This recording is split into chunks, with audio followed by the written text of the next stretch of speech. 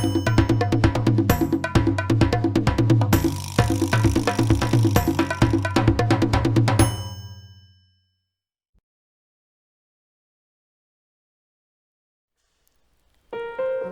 back to the next part of this module. I reckon you have watched the first part before this. Are you ready to learn more? If yes, be prepared with amazement on our next lesson. Open your eyes and use them as the window through your soul. Racism or racial segregation during King's time was like what you see in the pictures. They were being deprived with their rights, starting from public transportation, belonging to a community, due process of arrest, and public water systems, to tell a few. Rosa Parks is the one known lady that which sparked the fire within the Black Americans, including Martin Luther King, to fight for what they deserve. She refused to give her seat to a white passenger, for she believes that she also has the same rights as him. As the years go by, this movement gained much attention. This event was the catalyst ignition for the civil rights movement in America. I Have a Dream is the speech that which King delivered last 28th of August, 1963 during the March on Washington. Here is an excerpt of the speech King delivered.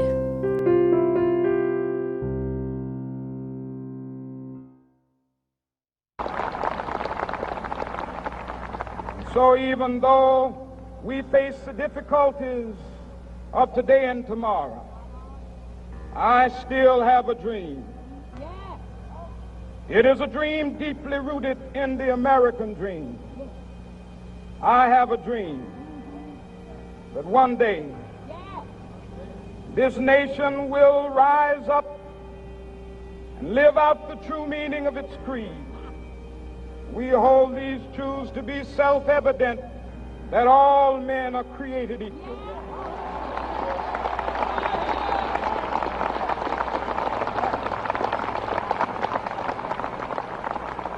I have a dream that one day on the red hills of Georgia, the sons of former slaves and the sons of former slave owners will be able to sit down together at the table of brotherhood. I have a dream that one day,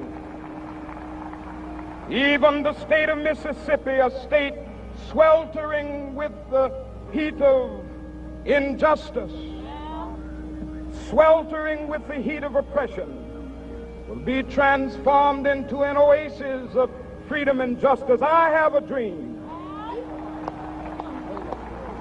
that my 4 little children will one day live in a nation where they will not be judged by the color of their skin, but by the content of their character. I have a dream today.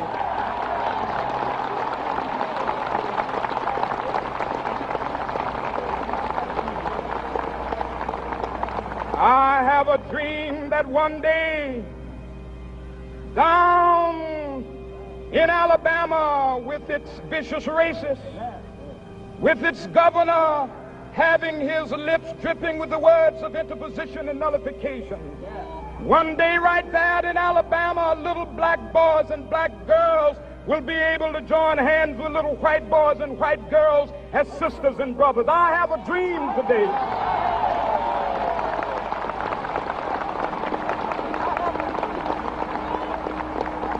I have a dream that one day every valley shall be exalted, and every hill and mountain shall be made low, the rough places will be made plain, and the crooked places will be made straight, and the glory of the Lord shall be revealed, and all flesh shall see it together. This is our hope. This is a faith that I go back to the South with. With this faith, we will be able to hew out of the mountain of despair a stone of hope. With this faith, we will be able to transform the jangling discords of our nation into a beautiful symphony of brotherhood. With this faith, We will be able to work together, to pray together, to struggle together, to go to jail together, to stand up for freedom together, knowing that we will be free one day. Free at last, free at last. Thank God Almighty, we are free at last.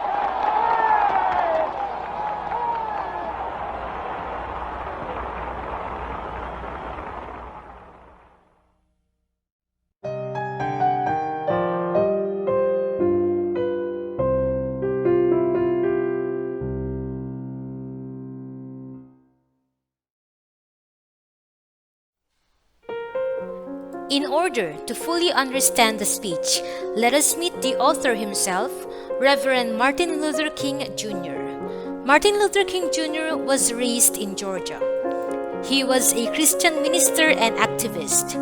He became the most visible and eminent figure of his time, the civil rights movement in America. He was given the Nobel Peace Prize in 1964.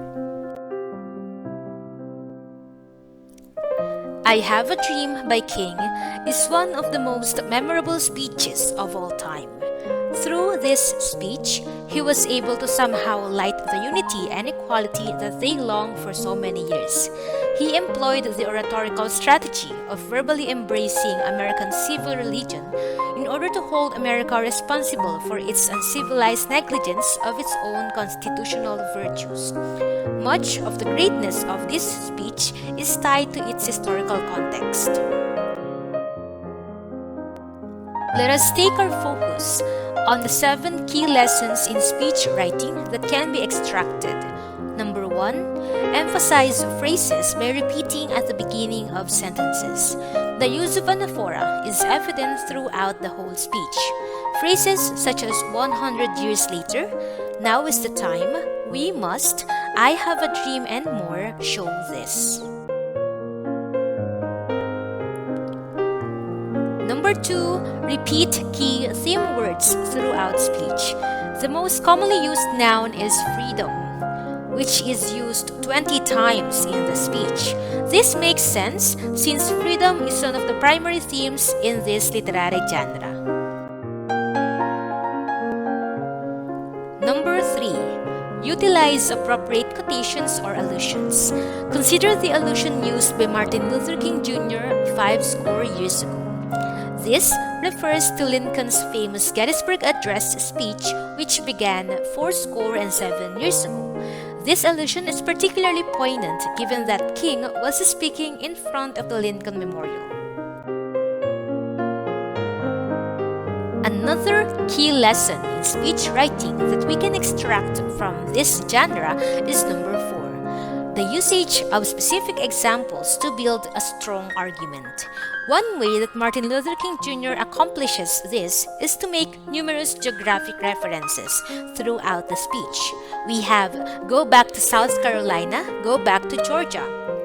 I have a dream that one day on the red hills of Georgia, the sons of former slaves, and let freedom ring from the stone mountain of Georgia, which is his birthplace. Number 5, key lesson in speech writing is the usage of metaphors to highlight contrasting concepts.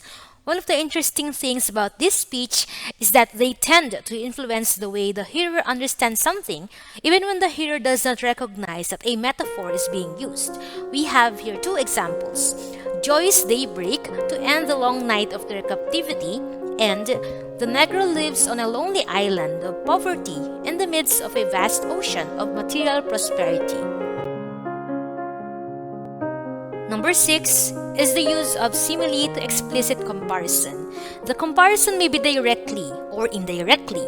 Unlike metaphor, simile is clearly seen through the use of a word or phrase such as like, as, similar to, or resemble. Here we have examples. This momentous decree came as a great beacon light of hope, and until justice rolls down like waters and righteousness like a mighty stream. And lastly, the use of metonymy to express association. For example, the President of the United States, his government and advisors, is sometimes replaced by the much simpler term the White House. Now, we're done with the 7 key lessons in speech writing. This time, let's go to literary criticism. One could not get wrong that the literary theory we can use in looking closely at this speech is Marxism. Marxism is coined from the proponent himself, Karl Marx. This is characterized with class relation and social conflict, evident in a particular situation or place, as well as the social transformation it should bring as a whole. In 1968, while standing on a balcony in Memphis, King was killed by James Ray. The country, together with his wife and daughter, mourned for his death. Even though he is dead, his legacy has left a mark not just to America, but also to the whole wide world. His story lives on.